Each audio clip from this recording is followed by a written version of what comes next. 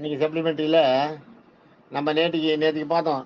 தம் drive வரைக்கும் பார்த்தோம். தம் drive rally இன்னும் கொஞ்சம் இருக்குது. நேற்றுக்கு இல்லாட்டா அது அவ்வளவும் சொல்லி முடிக்க முடியாது. அதனால தான் நேற்றுக்கு தம் டிரைவ் நம்மளுக்கு இந்த இந்த நெட் சர்வீஸ் வந்த அப்புறம் நம்ம எவ்வளோ பண்ணுங்க. இதில் வந்து நம்ம இந்த பக்தி மார்க்கம் இதில் வந்து இது சம்மந்தம் இல்லை கூட. ஆனால் இது இல்லைன்னா இந்த பக்தி மார்க்கம் எவ்வளவு பரவாது.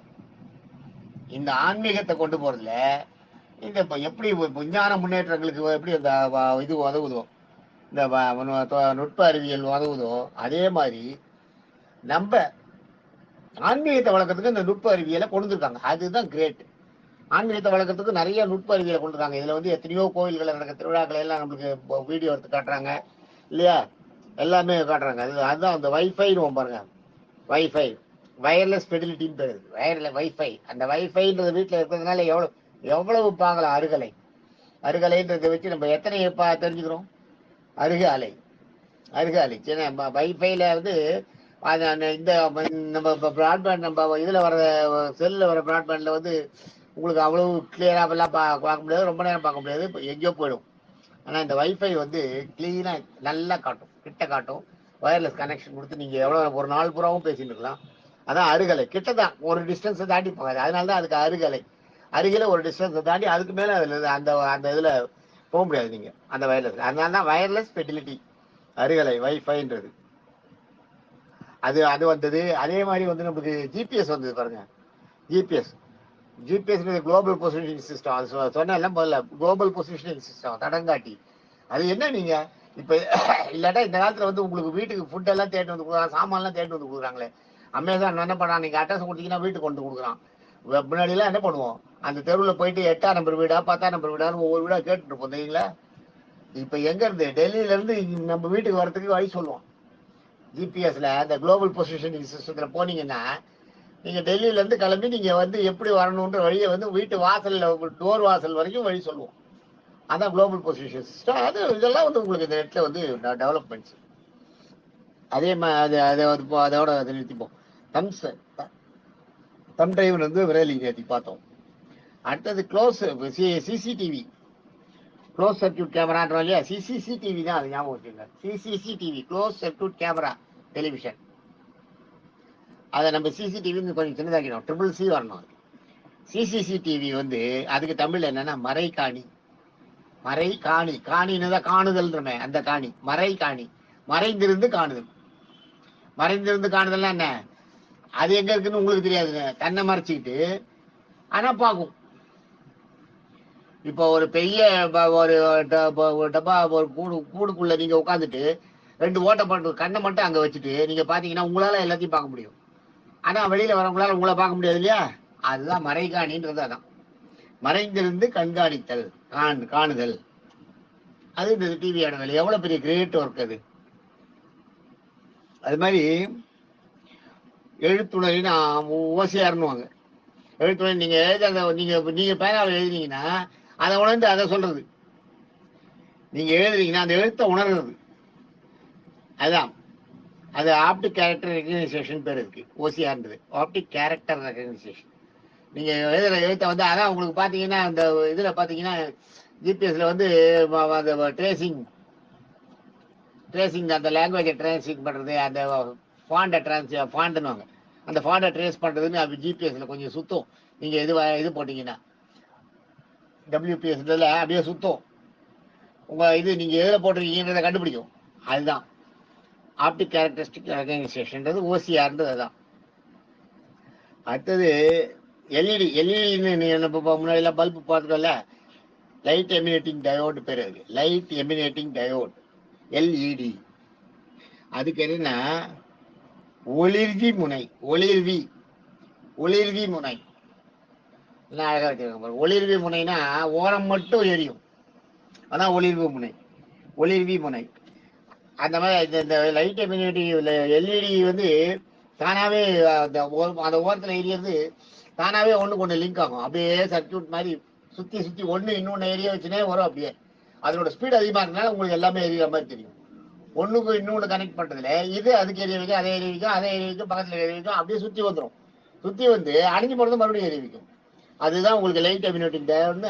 அதுதான் உங்களுக்கு அந்த மின்மினி பூச்சின்றமே, அதனோட உடம்புல இருக்க அந்த லிக்விடும் அதுதான்.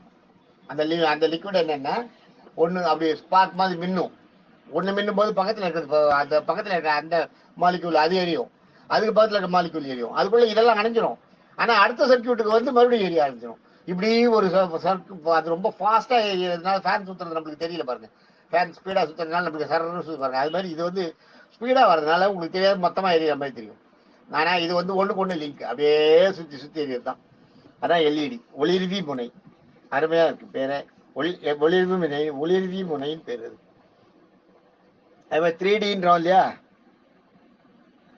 3 டைமென்ஷனல் ஸ்பேஸ். அது பேரு 3Dன்றது 3 டைமென்ஷனல் ஸ்பேஸ். முத்திரட்சின்னு அது தமிழ்ல சொல்லிருக்காங்க. முத்திரட்சின்றது மூணு பக்கமும் திரட்டி முத்திரட்சி, மூணு பக்கத்தையும் திரட்டி ஒரு உங்க கண்ணுக்கு காட்டுறது. எவ்வளவு அருமையான வார்த்தை பாருங்க, முத்திரட்சின்னு பேரு.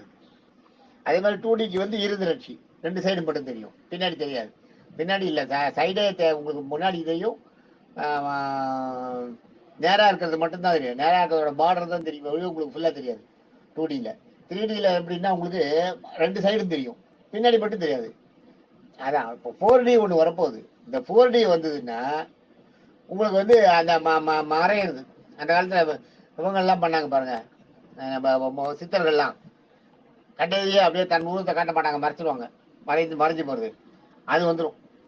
ஏன்னா நம்ம ஒளி கதிர் தாக்குற நம்ம கண்ணுல இருந்து போற அந்த அந்த ஒளி கதிர் வந்து அங்க வந்து 4 பக்கமும் சுத்தின்னு போகும். அப்படியே ஒரு பக்கத்துல பட்டு கொஞ்சம் சைட்ல திரும்பி. இப்போ 3Dயே அப்படிதான் வருது. 3D உங்களுக்கு எப்படி தெரியுதுன்னா, நீங்க போற ஒளி கதிர் நேரா போகும், இங்க இருந்து டிராவல் பண்ணி போகும். அவங்க கிட்ட போகும்போது அந்த அந்த மேல பட்ட உடனே தானா அந்த ஒளி அலை திரும்பும். ஆனா உங்க கண்ணால பார்க்க முடியும், ஒளி அலை திரும்புறது உங்க கண்ணு திரும்புறது உங்களுக்கு தெரியாது. ஆனா அது திரும்பி பக்கத்துல இருக்க சைடை காட்டும். அதுதான் உங்களுக்கு 3Dல 3 சைடு தெரியுது. அதான் முதல்ல 2Dல அது கிடையாது, நேரம் அப்படி பட்ட உடனே அப்படியே நேரம் டைரக்டா தெரியுது தான். 3Dல வந்து 2Dல பாத்தீங்கன்னா அது அப்படி கொஞ்சம் மேல எழும்புற மாதிரி தெரியும் சிலது. அதுதான் இது 2D 2 டைமென்ஷன். சிங்கிள் டின்றது வந்து வெறும் அப்படியே ஸ்ட்ரைட்டா பிக்சர் பாக்குற மாதிரி. அதுதான் 2Dன்றது கொஞ்சம் அப்படி மேல எழுந்தா மாதிரி சிலது காட்டுவாங்க, நம்ம பார்த்தோம்னா தெரியும், அப்படி கொஞ்சம் முன்னாடி ஊப்பினா மாதிரி தெரியும். அது 2D. 3Dன்றது வந்து 2 சைடும் தெரியும். 4Dன்றது பின்னாடி இருந்தே தெரியும். ஸோ ஒரு பொருளை வச்சு நீங்க ஒரு பொருளை மறைச்சிங்கன்னு வைங்க, 4Dல பாத்தீங்கன்னா என்ன ஆகும், இது வந்து அந்த பொருள் மேல பட்டு அப்படியே அதுக்கு ஒரு அதனோட கோணம் வந்து திரும்பி திரும்பி திரும்பி பின்னாடி போய் நேரா டிராவல் பண்ண ஆரம்பிச்சிடும். நேரா டிராவல் பண்ண ஆரம்பிச்சதுன்னா அந்த பின்னாடி இருக்கிற பொருள் தெரியும். ஸோ எதிர இருக்கிற பொருள் உங்க கண்ணுக்கு மறைஞ்சிடும் இல்லையா, நேரா உங்களுக்கு மறைக்கிற பொருள் மறைஞ்சிடும். அதான் 3D. 4D வரப்போகுது. 4D வந்ததுன்னா எதிர இருக்க பொருளே தெரியாது, பின்னாடி இருக்கிற பொருளை நீங்க பார்க்கலாம். அடுத்தது பிரிண்டர். பிரிண்டருக்கு வந்து அச்சுப்பொறின்னு பேரு, அது ஓரளவுக்கு தெரிஞ்சிருக்கும் எல்லாருமே. ஸ்கேனருக்கு வந்து வருடின்னு பேரு. வருடினா லேசா தடவுறது. எவ்வளவு பாருங்க ஸ்கேன் பண்றதுன்றத எவ்வளவு அழகா காட்டுறாங்க பாருங்க, சொல்றாங்க வருடி. சிம் கார்டுக்கு பேரு செறிவு அட்டை. ஏன்னா அதுக்குள்ள எவ்வளவு விஷயங்கள் செறிவு உள்ள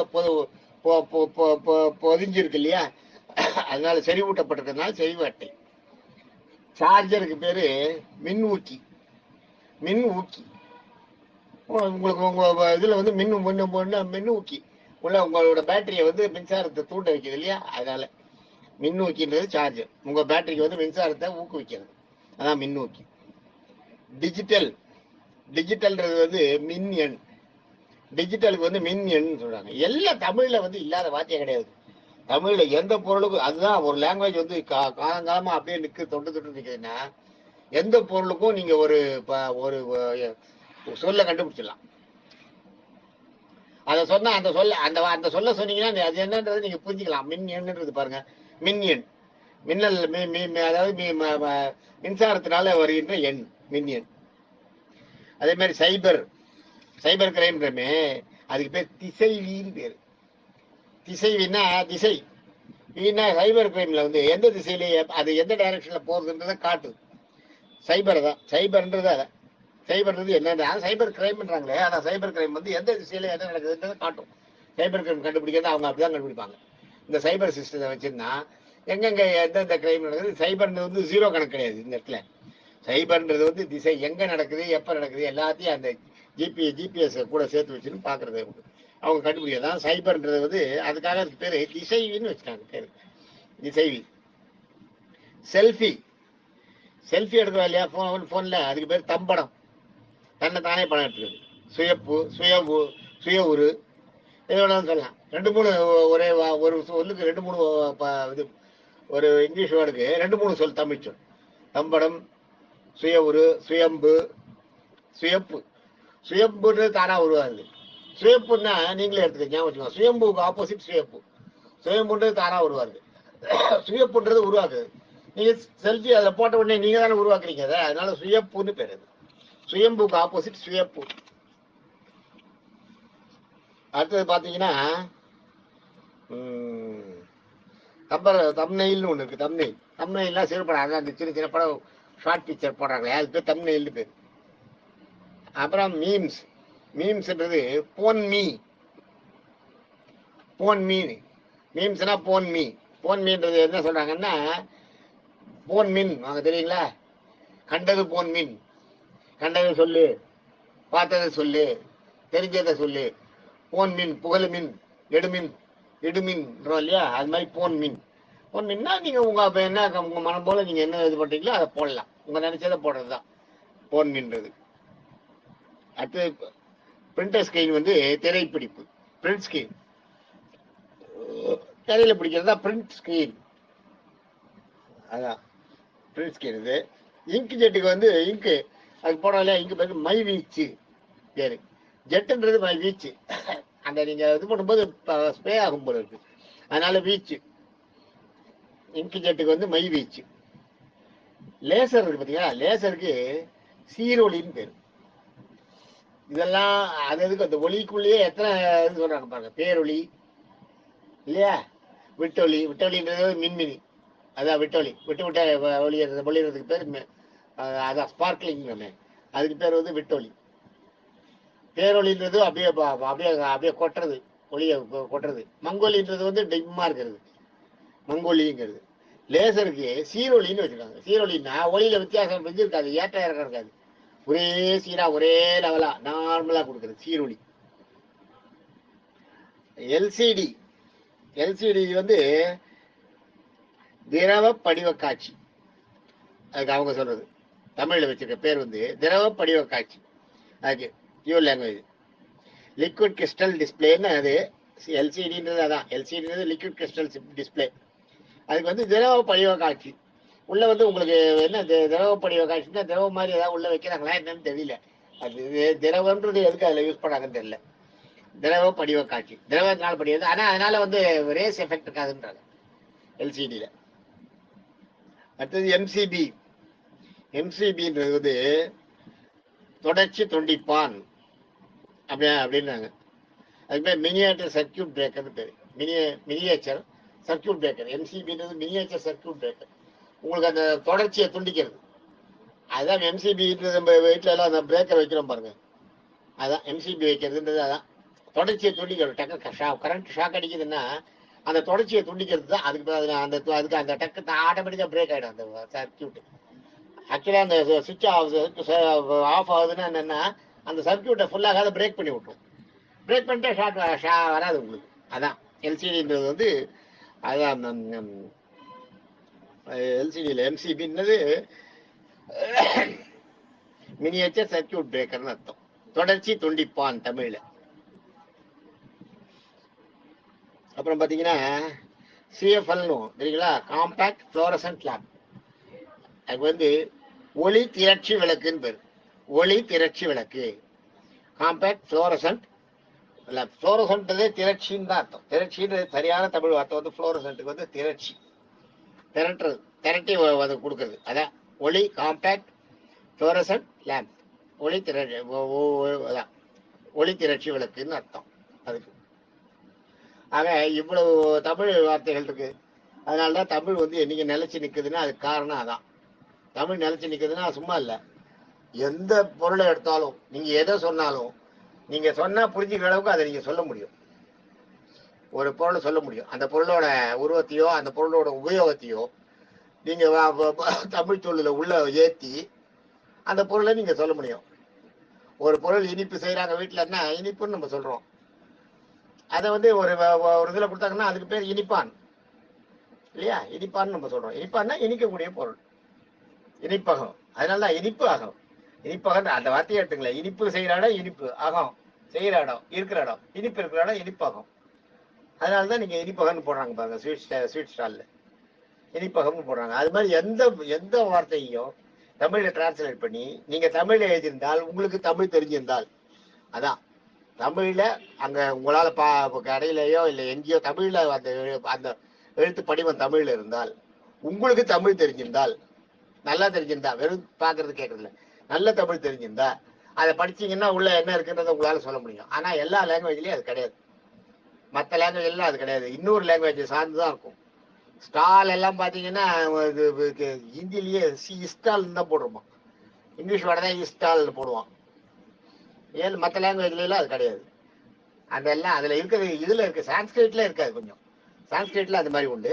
மற்ற லாங்குவேஜ்ல எல்லாம் கம்மி, ரொம்ப கம்மி. தமிழ் தான் ஃபுல்லா இருக்கு. தமிழ்ல நிறைய இருக்கு. அது மாதிரி எதையும் சொல்ல முடியும். வாக்கியம்